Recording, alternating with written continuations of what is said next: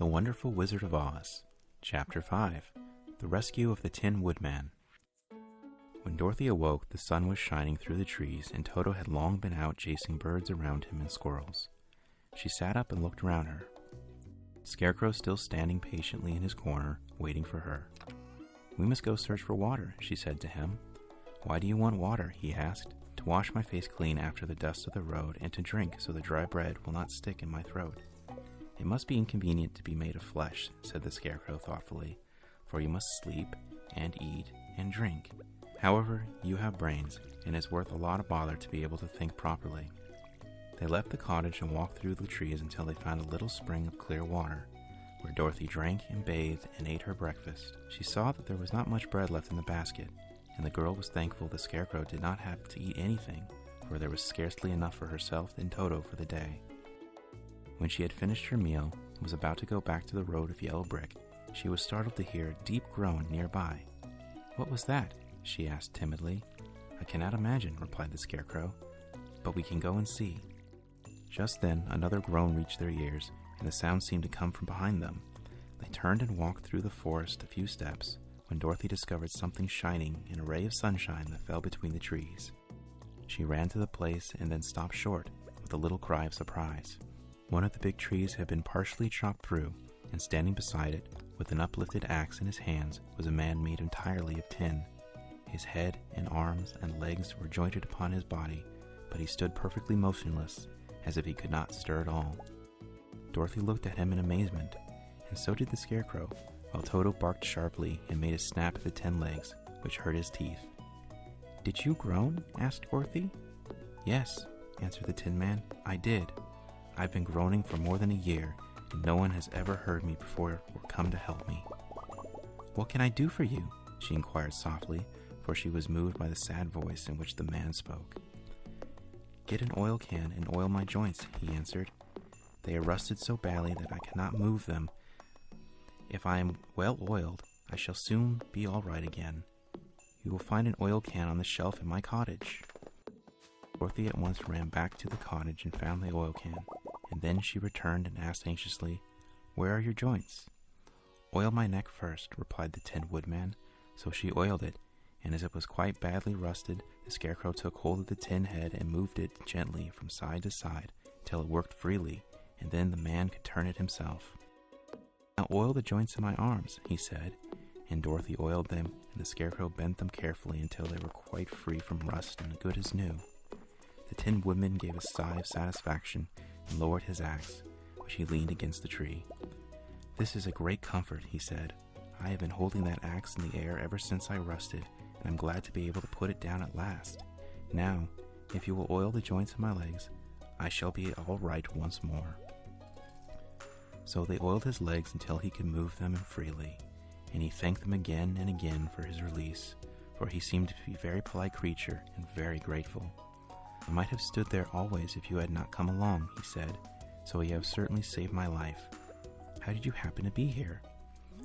"We are on our way to the Emerald City to see the Great Oz," she answered, "and we stopped at your cottage to pass the night." "Why do you wish to see Oz?" he asked. "I want him to send me back to Kansas, and the Scarecrow wants him to put a few brains into his head," she replied. The Tin Woodman appeared to think deeply for a moment. Then he said, "Do you suppose Oz could give me a heart?" "Why, I guess so," Dorothy answered. "It would be as easy as to give the Scarecrow brains." "True," the Tin Woodman returned. "So, if you will allow me to join your party, I will also go to the Emerald City and ask Oz to help me." "Come along," said the Scarecrow heartily, and Dorothy added that she would be pleased to have his company. So the Tin Woodman shouldered his axe, and they all passed through the forest until they came to the road that was paved with yellow brick. The Tin Woodman had asked Dorothy to put the oil can in her basket, for, he said, if I should get caught in the rain and the rust again, I would need the oil can badly. It was a bit of good luck to have their new comrade join the party, for soon after they had begun their journey again, they came to a place where the trees and branches grew so thick over the road that the travelers could not pass. But the Tin Woodman set to work with his axe and chopped so well that soon he cleared a passage for the entire party. Dorothy was thinking so earnestly as they walked along that she did not notice when the Scarecrow stumbled into a hole and rolled over to the side of the road. Indeed, he was obliged to call her to help him up again. "Why didn't you walk around the hole?" asked the Tin Woodman.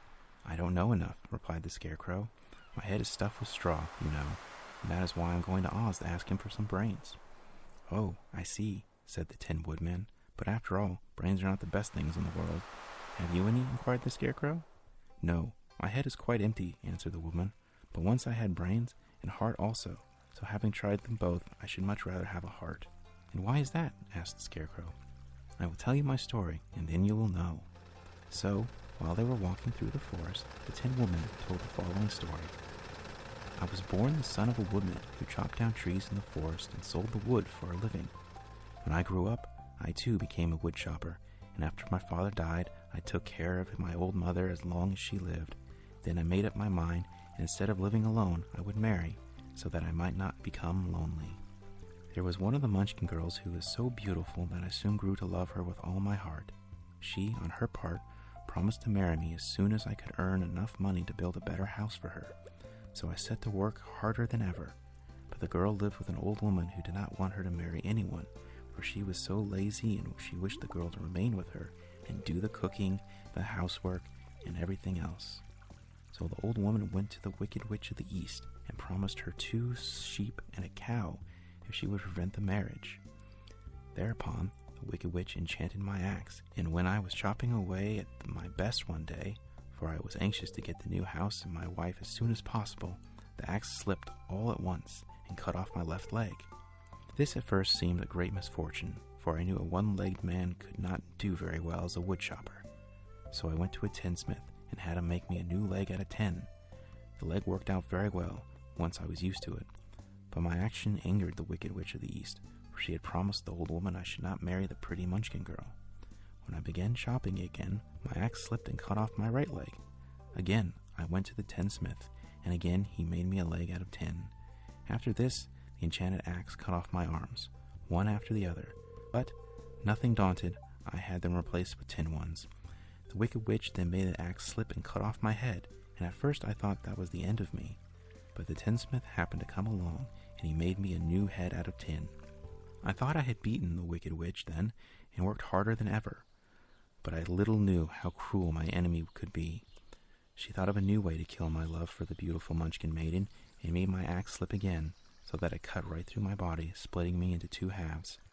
Once more, the tinsmith came to my help, and made me a body of tin, fastening my 10 arms and legs and head to it by means of joints, so that I could move around as well as ever. But, alas, I had now no heart, so that I lost my love for the Munchkin girl, and did not care whether I married her or not. I suppose she is still living with the old woman, waiting for me to come after her. My body shone so brightly in the sun that I felt very proud of it, and it did not matter now if my axe slipped, for it could not cut me. There was only one danger, that my joints would rust.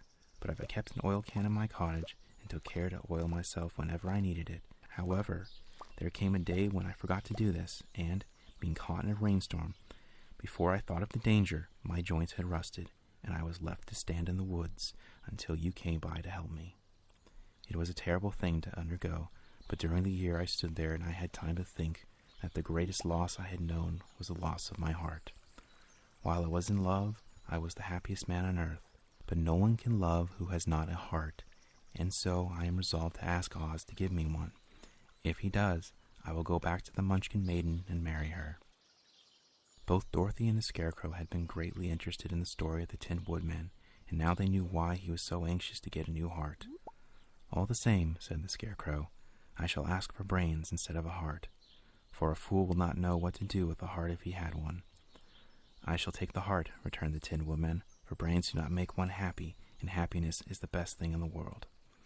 Dorothy did not say anything, for she was puzzled to know which of her 2 friends was right, and she decided if she could only get back to Kansas and Aunt Em, it did not matter so much whether the Woodman had no brains and the Scarecrow had no heart, or each got what he wanted.